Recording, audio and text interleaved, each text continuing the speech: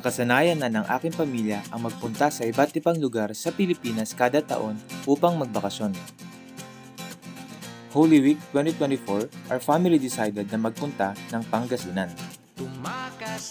Alam ko magtatanong yung iba sa inyo kung bakit kami nagsisiya, ganong may Semana Santa.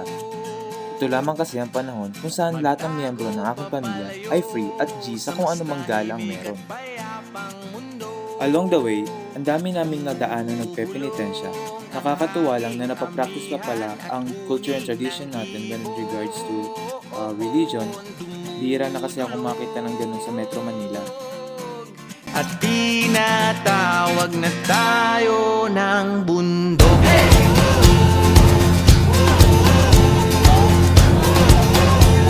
Babati ka lang po ito nga. Shit, agaw eksena Maleficent siya. Una kaming nakaapak sa Sual, Pangasinan dahil may inihandang pagsasalo ang kapamilya ni Ate Manay. Kaya nag-stop over muna kami para mananghalian at i-enjoy ang malawak na damuhan. Sobrang ganda ng tanawin dito. May iba't ibang hayop katulad ng kalabaw, baka, at mga kambing. Dinig mo rin ang mga huni ng ibon sa iba't ibang puno na nakatayo dito sa damuhan. Isa pa lamang to sa mga lugar na aming napuntahan sa Pangasinan. For sure, mas marami pang exciting na mangyayari as we go to our trip.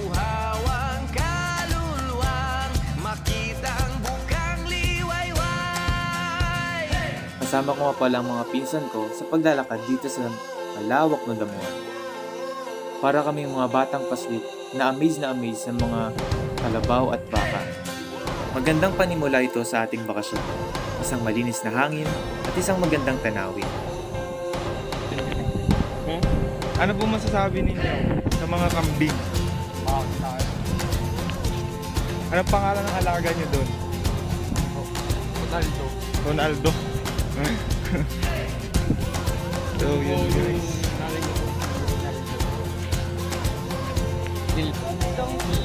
Yung sungay na. Saan? Gago kambing yun. Gago kambing yun. Picture niya natin yung ano. Gangti kambing gago. Wala, ano yan? Malayo sa maraming tao. Tumiwalay at magtago sa maingay at malabong mundo. Bumubulong ang hanging habagat at hampas ng alon. Pagtapos aming kumain, ay di rin kami nagpatagal dahil baka maabutan kami ng gabi. At niyayakag na tayo ng karagatan. Dapit-tapon na nang makarating kami sa Masamiri Beach. Ang mga bata ay nagbisagad para makaligo agad sila sa dagat.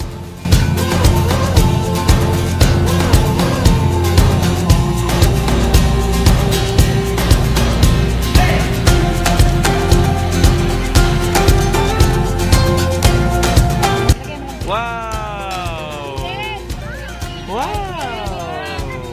Bubulan kita. Pag lumayo ka, Erali. Okay lang ba? Ako pa yung magbantay mo ngayon. Hanggang dyan ka lang ha. Daba inis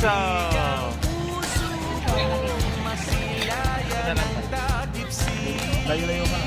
Nauuhawang kaluluwang makita ang liwayway. Ganda lang? Oh.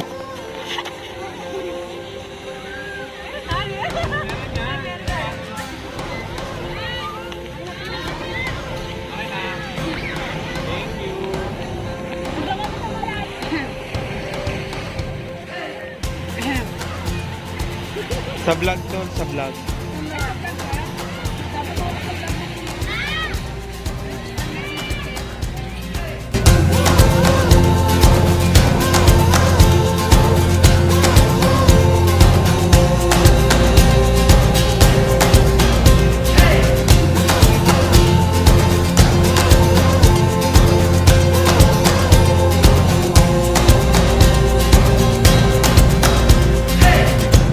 Tumakas na tayo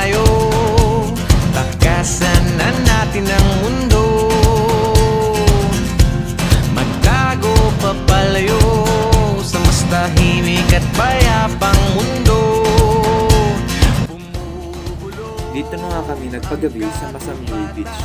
Sumunod rin si Papa na galing pang Tarlac.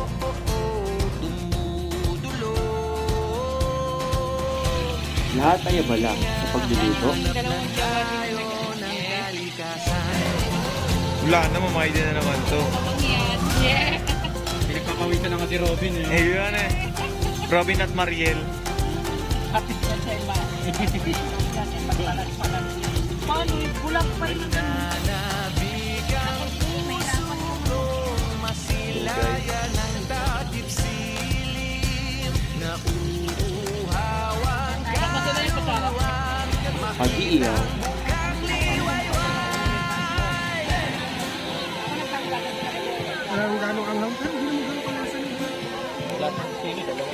at pag-aayos ng mga lamesa.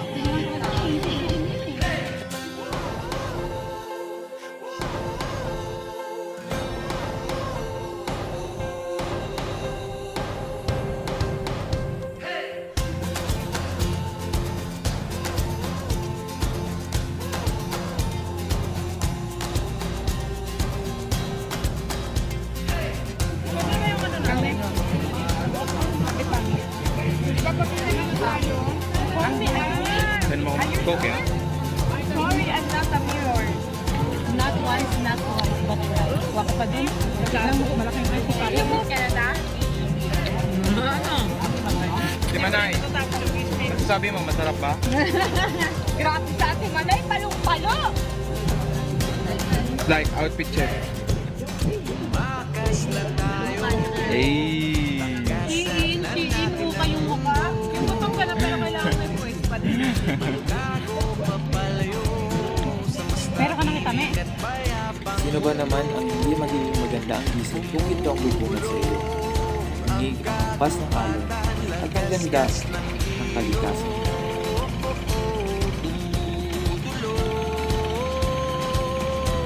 at hinahanap na tayo ng kalikasan.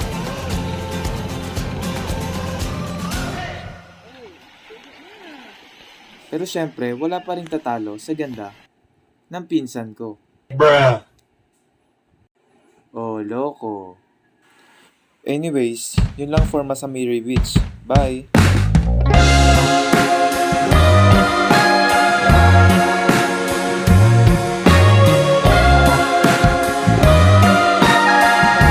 Nag-almusal lang kami kinaumagahan at nilisan na rin namin ang Masamiri. Papunta kami ngayon sa Alaminos, Pangasinan, kung saan matatagpuan ang 100 Islands.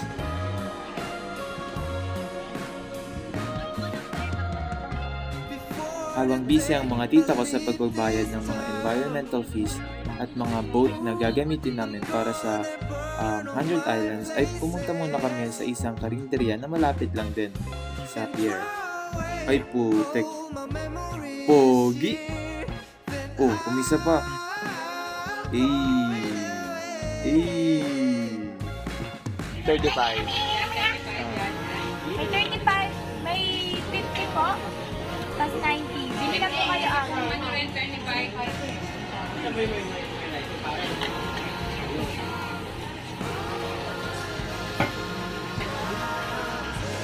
Hello guys. So karon no, nato sa ano, bisa di ay. Bisaya. Ha? Padayo na. Tama na eh. Ano masabi niyo sa pagkain nila?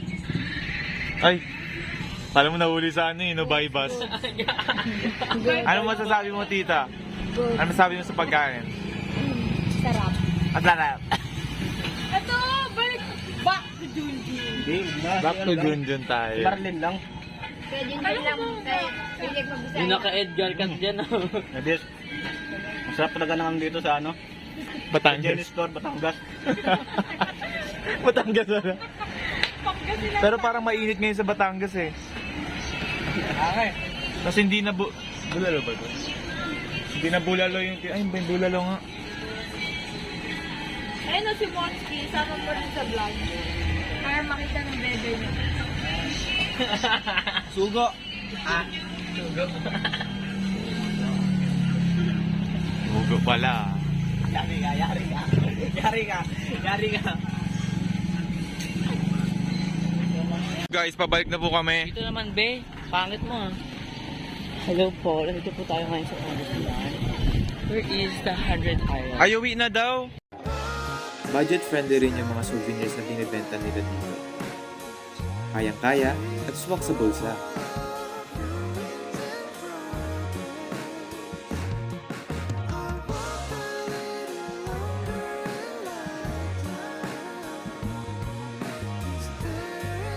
First time namin lahat sa 100 Islands. Medyo stressful ang pag-asikaso papunta sa islands pero sure na mag-i-enjoy ka. Tamo to si Moti. Eh, Wala kang ganyan gupit. ikot kayo ka nga, ikot. Eh.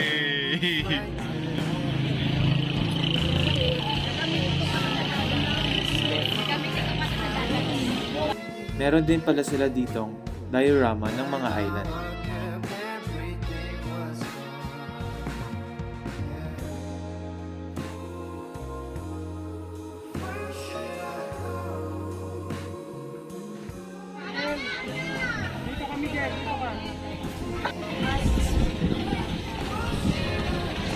Lima-lima ay 15-15 sa bawat isang bangka, 15-15 top.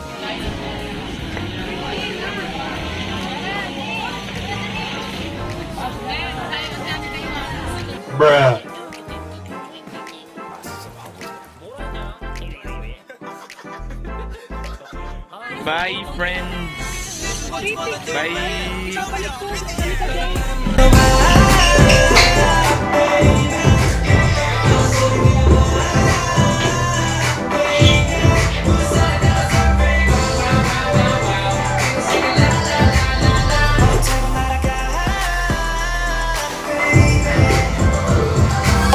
I've been working non-stop and it's out of time. Always saying I'm fine, but it's just a lie. All my sweat like tears dripping till it's gone. I got 99 problems, but they say I won. I'ma go out healing, getting cleansed by the sea breeze. I can let go of this feeling. Can you teach me how to live life fully? 얼음 물고 집어봐 고민 안해 걱정 마 졸린 눈을 깨워 wake up 텐션을 더 높여 way up 더 위로, 더 위로, 더 위로. 제제모 좀 위로, in the air. 바닷바람 불어와 baby 바닷소리 들려와 baby Isa na naman sa bucket list sa Pilipinas ang na-checkan natin. Saan naman kaya next? Nakaka-excite naman. Kaya sa pamilya ko dyan, baka naman. 노트북과 마찬가지로 내 머릿속은 과열 상태 yeah. 뜨거운 여름날 산책을 돌아봐도 내 의도와는 반대 Hey 좀 Nakakamangang pagmasdan ang iba't ibang island na meron dito. Alam ko nowadays, mas tinatangkilik na ng iba ang ibang bansa. Pero iba pa rin talaga sa Pilipinas. Natural ang ganda, ngunit minsan ay hindi napapangalagaan ng maayos. Kaya sana, matuto tayong maging isang sustainable person. Dahil isa sa mga magagandang dulot ng sustainability sa tourism ay mapipreserve natin ito at makikita pa to ng future generation. Malay mo magkaanak ka, di ba? So makikita niya pa yan kung magiging responsible lang tayo at discipline as tourists. Salamat din kay Tita Mayan dahil siya nag-sponsor ng sasakyan natin papunta dito sa Pangasinan. Yun lang muna sa ngayon. Pangasinan, say cheese! 불어와